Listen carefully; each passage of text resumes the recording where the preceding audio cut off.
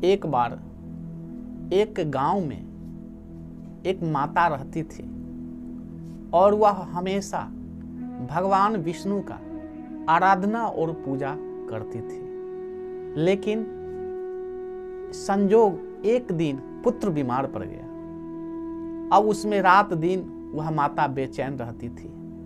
उसमें जो है इलाज के लिए दरभंगा, पटना सब जगह जाती थी इलाज के लिए, लेकिन पैसा लग रहा था और सुधार नहीं हो रहा था। और संजोग ऐसा आया कि कुछ दिन के बाद 7 से 8 लाख रुपया खर्च करने के बावजूद भी वह लड़का नहीं बचा। वह संसार छोड़ करके चला गया। अब माता पर तो दुखों का पहाड़ टूट गया। रात दिन वह बेचैन रहती थी। कुछ दिन के बाद एक उनके द्वार पर संत आए, महात्मा आए। महात्मा जी को प्रणाम किया और बोली माई कि हे महात्मा जी, मैं आपको क्या बताएं, हमारा एक ही पुत्र था, आज संसार छोड़ करके चला गया। मैंने उसके लिए 7 से 8 लाख रुपया खर्च किया, फिर भी नहीं बचा। महात्मा जी कहने लगे कि माई चिंता मत करो और पूजा पाठ भी मत छोड़ो, क्योंकि भगवान से हमेशा जो है नेह बना करके रखना चाहिए। क्योंकि आप जो भी कार्य कर रहे हैं, काम कर रहे हैं, वो संसार के लिए कर रहे हैं। लेकिन आप भगवान का आराधना और पूजा करते हैं, वही आपके साथ जाएगा। आज हम आपको संसार में किस तरह का पुत्र होता है उसके बारे में बताएंगे। संसार में 4 तरह का पुत्र होता है। एक होता है लेनदार।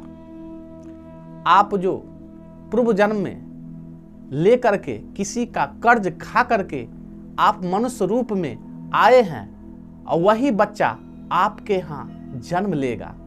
और जब तक उसका पैसा नहीं सधेगा, चाहे वह बीमार पड़ जाए, जैसे माता को जो है पुत्र बीमार पड़ गया और 7 से 8 लाख रुपया खर्च हो गया, तो 8 लाख खर्च होने के बावजूद भी वह लड़का नहीं बचा और मर गया।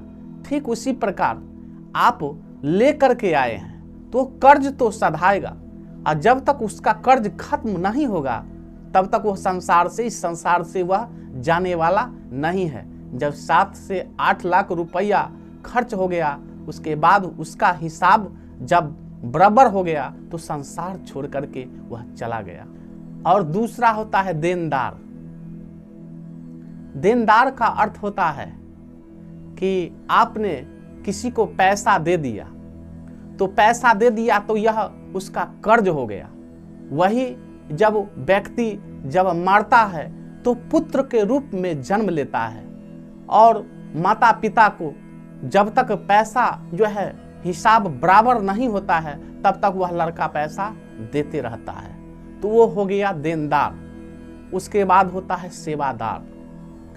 आप अपने जीवन में सभी के समान समभाव रखें और सबको मान सम्मान करें। अगर मान सम्मान नहीं कीजिएगा तो जैसे सेवादार है तो आपने सेवा किया है, और वही लड़का वह जब मर जाता है तो आपके पुत्र के रूप में वह जन्म लेता है और आपका सेवा जो है काफी करता है, तो उसको बोला जाता है सेवादार। चौथा होता है शत्रु। पूर्व जन्म में किसी के साथ आपका शत्रुता था और शत्रुता खत्म नहीं हुआ, वही पुत्र रूप में जन्म लेता है और आपके साथ बुरा बर्ताव करता है। गांव समाज जो है थू थू करता है और आपको लगता है कि हमारा इज्जत प्रतिष्ठा यह ले रहा है। वह शत्रु है, क्योंकि वह शत्रुता आपके साथ जो है से निभाएगा, और जब तक बराबर नहीं होगा तब तक उस संसार छोड़ के जाएगा नहीं। माता को मुंह फटा कि हाँ महात्मा जी आप सही कह रहे हैं, मैंने पूजा पाठ छोड़ दिया। तो बोले कि आप हमें गुरु मुख कर दे। तब महात्मा जी बोले कि माई तूने मुझे अन्न जन्म अन्न और जल का ग्रहण करवाया है। इसलिए हम तुम्हें एक उक्ति बताते हैं, तुम हमेशा नारायण अर्पण हर एक काम में तुम करना। महात्मा जी वहां से चले गए। अब वह खाना भी बनाती थी और नमक जब डालती थी तो एक ही शब्द बोलती थी, नारायण अर्पण। किसी को कुछ अगर देती थी तो एक ही शब्द बोलती थी कि नारायण अर्पण। पानी भी पीती थी तो नारायण अर्पण। अब उसका स्वभाव बन गया। एक दिन की बात है, घर का कूड़ा लेकर के फेंकने के लिए वो जा रही थी। उसी वक्त नारायण का भक्त नारद जी जा रहे थे और जब कूड़ा को माई जब फेंक रही थी, महिला जब फेंक रही थी तो एक ही शब्द बोली, नारायण अर्पण। अब नारद जी को बहुत ही दुख हुआ कि बताओ, यह कूड़ा करकट है और यह महिला कह रही है कि नारायण अर्पण। नारद जी को बहुत जोर से गुस्सा चढ़ा और गुस्सा के आवर में आकर के और उस माई को एक थप्पड़ लगा दी। अब माई को भी गुस्सा चढ़ गया और माई ने जाकर के नारद जी को भी एक थप्पड़ लगा दिया और बोली कि नारायण अर्पण। अब नारद जी सोचते हैं कि महिला से मुंह लगाना ठीक नहीं है और वहां से बैकुंठ चले जाते हैं। जाने के बाद भगवान विष्णु को देखते हैं, उनका मुख फुला हुआ। नारद जी प्रणाम करते हैं और प्रणाम करने के बाद कहते कि हे प्रभु, क्या हुआ?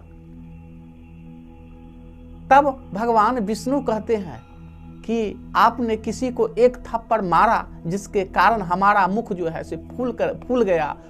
तब नारद जी को एहसास हुआ कि वास्तव में भगवान भगत के बस में है भगवान। इसलिए बंधुओं, किसी को जीवन में कष्ट देने का प्रयास नहीं करना चाहिए।